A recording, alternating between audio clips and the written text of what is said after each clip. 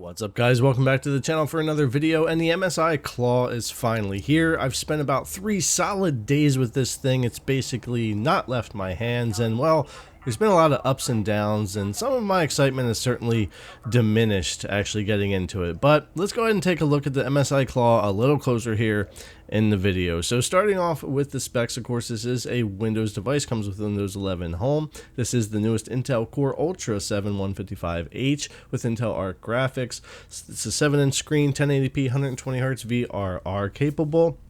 16 gigabytes LPDDR5, 6400 megahertz. I have the 512 gigabyte model here. Hall effect joysticks and triggers, some great speakers on here. The battery has been working out pretty well for me, and $699, $749, and $799, so $750 USD for this model here that I got for myself to check out. So we'll do like a quick unboxing here. There's not a lot to get into, so I don't want to spend too long here, but anyways, outside of the box and the specs and everything that'll be listed out here, and then we'll get into what's happening once we open it up. So let's go ahead and get this thing opened up and check out the MSI Claw. I was super excited to get this in my hands. Like I said, really was anticipating this device. Anyway, you get a quick start guide on the top here when you open this thing up, which is pretty simple. We'll take a look at that. We'll get the main device out of here. Move this out of the way, and on the bottom you got just a little bit more paperwork, and then you got the charger here adapter. And like you've probably already heard, this thing is pretty chunky. This is a big adapter. You got like a regular size PC plug-in cable here, and then you've got your adapter, and then your cord to go to your USB-C on your Claw. So I mean, it is a pretty big setup for charging up. And then, like I said, that quick start guide, you plug it in, you power it on, you do your Windows updates, you do your MSI Live updates, and then you're pretty much good to go from there. Though I did play with the Intel Arc drivers and things that I'll talk about a little bit more later on and off, and actually wound up doing 2 factory resets as well with my time with the device in the past 3 days getting it going. But I love the design here. This thing is all vent on the back and top. It looks awesome. It feels great in the hand. We'll go ahead and get this peeled off of here, and yeah, it has a similar screen to the Ally, but we'll get more into that as well. The plastic on here is like really high quality. It feels great. It doesn't pick up fingerprints very quickly, and it just feels high quality. It feels solid, so I really like that. The Hall effect joysticks feel similar to my Legion Go, I guess I would say. These shoulder buttons, like I've heard in some other videos, are pretty rough. The triggers I like. These are also Hall effect triggers. They work pretty well. Haven't had any problem with those. But these shoulder buttons that don't have any real click, they're just like, kind of like a mushy button. Those are going to be a big turnoff for a lot of people, I think. The D-pad is also quite stiff in comparison to something like the Ally or Go, but everything else ergonomically and design wise I really like here. You got your power button, your SD card, USB slot, headphones, and then of course your volume rocker there on the top. And then we've got M1 and M2 shortcut buttons. Everything can be programmed inside of MSI Center, which we'll also take a look at. And like I said, all venting on the back and top there, and it looks really good, and it feels great to hold in the hand. I actually think it is a little bit more comfortable than the Ally, speaking of which. It's a slightly bigger device than the Ally, even though it's the same size screen and similar layout. These devices actually feel quite different in weight and size and bounce. The joysticks definitely feel a bit different between the two, and I do prefer the joysticks on the Claw. Again, though, that D-pad is really stiff in comparison to something like the Ally, so I have to get used to that as well. I do really like the face buttons, X, Y, B, A. These feel great on the MSI Claw, and I think I might even like them a little better than over on the Ally. So yeah, pretty good. And when we look down at the top, pretty similar. They move some things around on the Claw versus the Ally, and there's some more venting and stuff there, and we don't have the proprietary adapter for the GPU like the Ally. But yeah, similar design on the top there, and on the back lots more venting here for the MSI Claw. It actually looks really cool, and it probably helps with the fan noise. You're going to hear fans no matter what on all these devices. And you can see we got a little bit more grip here when it comes to just size of the grip on the Claw. It's not by a lot, actually. It didn't feel as big as I thought it was going to from other pictures and videos, but it definitely is a little bit more pronounced. Now, when it comes to the Steam Deck, which in my opinion is still king for comfort, it's very similar in size to the MSI Claw when it comes to overall size. It's slightly bigger. I think the Claw is slightly heavier though, but they both feel great. Pretty lightweight, and the Claw is really well balanced, which I think has a lot to do with the way they designed the battery inside to be very even across the device as well. I'm bringing in the chunky boy here, the Legion Go. It's of course the biggest of all, and I love this device. I love the screen on this thing. I really love my Legion Go, and it's much bigger than the MSI Claw, of course, and has lots bigger controllers. They're detachable. It's a whole different beast. But just to show the size comparison, we're going to get into game comparisons, screen comparisons, and all that in the future videos. But I just wanted you guys to see all these things next to each other here. Now let's go ahead and do the quick setup. I'll breeze through this really quickly. We plug it in, we get it turned on, and then once it gets booted up for its first time, we're going to do our Windows setup. So you're probably already familiar with that. I'm just going to speed through that, get Windows all set up here so we can move on. Once that's done, I got it pretty much looking the way I want here. So I wanted to finish starting with the Windows updates. So I went through, hit all the Windows updates. I spent a couple hours with updates and just getting things ready to go here on this thing. And then once that was done, use your button to bring up the MSI Center here, and we're going to go down the live update, and then you scan and you'll finish some updates inside here, which I've already done, so there aren't any showing here, but that would be the next step. Now I wouldn't stop there. Also go back to your desktop, and I would check the store. So there's always a ton of app updates and stuff in the store that'll really slow you down if they're working in the background and you don't realize it. So make sure you get all those done before you get into downloading games and testing and all that kind of stuff. So anyways, we'll get into the software a little bit. MSI Center here is really good. You've got your right button brings up your quick access menu, kind of like Command Center on the Ally would be, if you're familiar with that. Works really well. I haven't had any problems with that really here in the 3 days. And then with the MSI Center button here on the left, you can bring up your software. You can see your game library, recently played games here, and all that stuff. You've got your launchers on the top. If they're installed, you can go right to them, or it'll take you to a download site. On the bottom here, you have the user scenarios where you can switch between different performance modes, and it'll give you an explanation of what each is. I've pretty much been sticking with extreme performance. AI engine is similar. Balance doesn't change much. Battery saver is a little low for this CPU unless you're playing indie games. And then we have manual, which I've used a lot too, set to 35 or 40, though I've never really been able to pull 35 unplugged out of it. Plugged in, I'm able to get the 40, sometimes boosted more.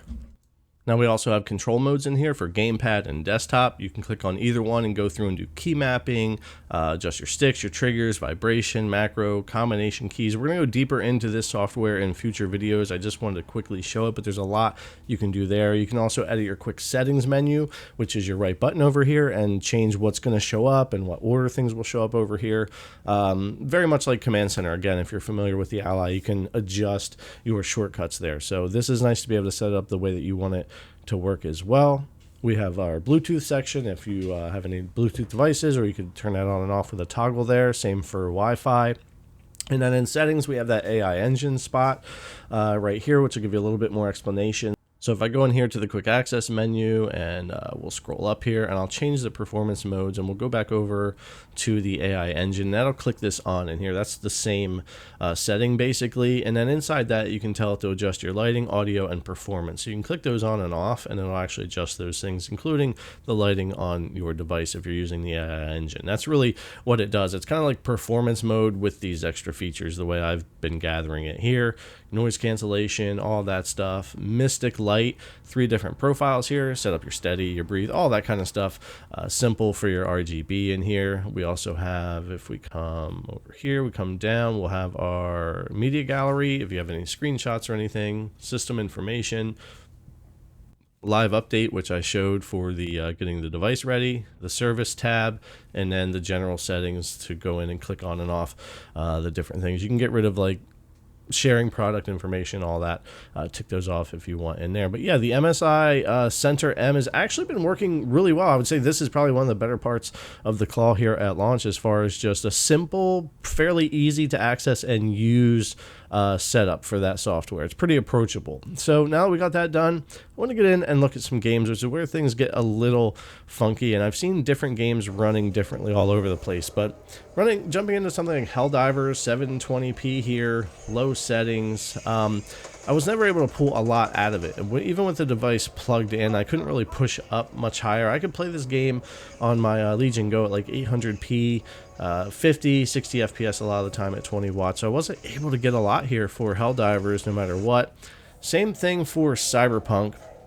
Unplugged here on the left and plugged in on the right, there's just such a huge difference in the power delivery and how much is being sucked up here by the system and the way this is balanced, that unplugged versus plugged in was just a big difference, much more than I would like to see in a game like this for like Cyberpunk, and pretty low for unplugged, which I was surprised considering the 3D Mark scores for unplugged and plugged in were actually pretty good, and the Ally score of 3047 compared to that unplugged at its 25-watt turbo. I thought we would actually do better here unplugged, but we really didn't. But there are bugs and issues here.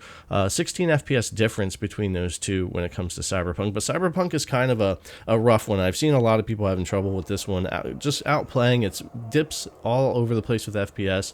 The clocks for the GPU dip way down. The CPU is kind of sucking up all the power maybe, or the power balance here. But once we plug this in and we get more wattage out of the device, we are able to get more FPS. We're able to hold some higher clocks and stuff, but it is still gonna like dip and stutter and have all kinds of problems. So I was never really able, even with 2 factory restarts, the Intel graphics, doing different or graphics drivers, different drivers, tried every different thing, different settings. It's just kind of what I got with Cyberpunk and was stuck with it. Now again, going back to Helldivers, I didn't have the frame time issues or stutter problems, and the game stayed pretty playable for me, especially plugged in. Clocks were a little better, but it wouldn't push higher like I thought I might be able to get out of it.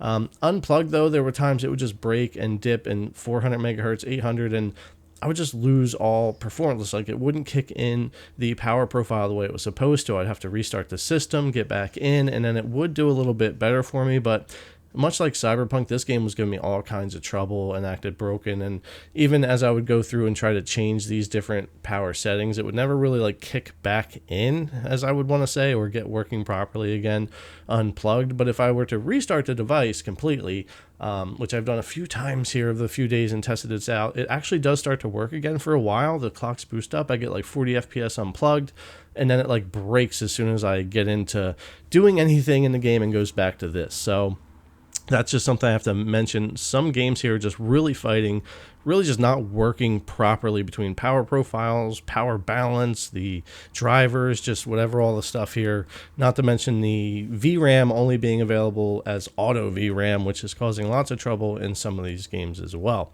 Now, Spider-Man, though, was a game that ran great for me. Actually, unplugged, clock stayed a bit higher. Everything felt better here. It was really smooth. There were a few dips here and there, but not really any stutters, and just the game was running great for me. Unplugged, it was really doing well. So something was doing a lot better here with power delivery and the way everything was working. And when I plugged it in, I got a little more performance, which is kind of what I would expect here. Things evened out a little bit more, got a little bit higher clocks even, and some more FPS. So that's the kind of behavior I was expecting and saw in Spider-Man. Same thing over on Sonic. Now, this is, of course, a fairly easy game to run, but 120 FPS most of the time. This is unplugged, and I didn't really have too many dips or problems. Clock stayed pretty good, and seemed like it balanced things out pretty well for this game. So it wasn't like Helldivers or Cyberpunk for Spider-Man or Sonic when I was playing these. And I also jumped into some Last Epoch, another game I've been playing on the Claw, and most of the time, other than some areas where I would dip or have some load-in issues, 70 to 90 FPS on medium settings, 720p for Last Epoch here. So it was running really good for me most of the time wherever I would go around. But there were times the game would kind of break and I would get 30 FPS and I would have to restart the system. I'm not quite sure why it wants to do that, but it would happen on a lot of the games. But when everything was working normal, I got good performance out of Last Epoch. I also jumped into some Horizon here because I want to see how that one was running. I hadn't checked it out in a while, and the new game's coming out soon. If depending on when you're watching this, it may already be out. But unplugged, we were doing okay. Clocks still were dipping, though, a lot like Cyberpunk, but we were holding a little higher FPS, though, and it wasn't too bad. I would have said that most of the time it was pretty playable. If we plugged it in, though, we get a big boost here in performance for this game. So everything really evens out a lot better. Frame times are better clocks. So power, again, this chip loves the power. So there's something about unplugged in a lot of these games, and even some of them plugged in, where that power delivery or the balance or everything just isn't working out great for getting performance. Now you can turn off CPU boost in the BIOS, which I've done and tried out, but that has its own issues too, because a lot of these games do also want CPU power, and I was seeing it really dip GPU usage down into the 80s. So like the benefit wasn't really that great for me, at least not in the games I've tried so far. But also that's kind of hard to go into the BIOS every time and tick that on and off game per game depending on what you're playing. So it's not a great answer when it comes to the power balance and delivery here on the Claw with these with this chipset for Intel. So really interesting stuff here in the beginning for the MSI Claw here for the Ultra 7. Really hit and miss with the games. It kind of depends on what you're playing. I think a lot of it is going to be driver related. A lot of it is these power profiles seem to break sometimes. I have to restart the system, or they're just not balancing the power properly per game, depending on what's happening there. And the VRAM being stuck on like auto, not being able to adjust that to like 4 gigs or 6 gigs and having it overshoot the VRAM in a lot of games and eat up system RAM that it shouldn't be, is causing performance issues as well. So yeah, it's kind of hit and miss for the games right now, but I am excited to keep testing things out. But it has been frustrating for the first 3 days with the Claw, time of really editing this, to see what's happening with the performance and just kind of being all over the place. There's lots of room for improvement here with the software, of course, and with drivers, balancing out the power here, all that kind of stuff. But things like the really bad shoulder buttons that I think a lot of people are going to have problems with, the stiff D-pad, those things can't really be fixed right away without a new model. So you're going to have to judge that or try one out for yourself when it comes to like the physical things. But everything else about the design, the speakers sound great, which will be in a future video as well. The joysticks I thought felt great. The buttons and everything are fine.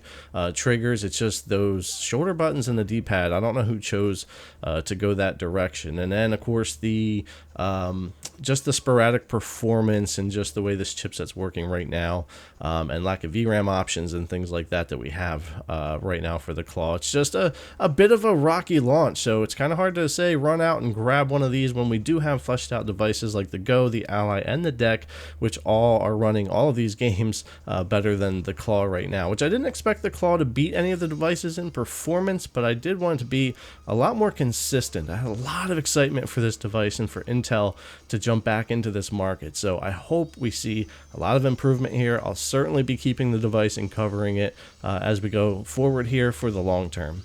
Alright guys, thanks a lot for coming to check out the video. As always, I really appreciate it, and I'll see you in the next one.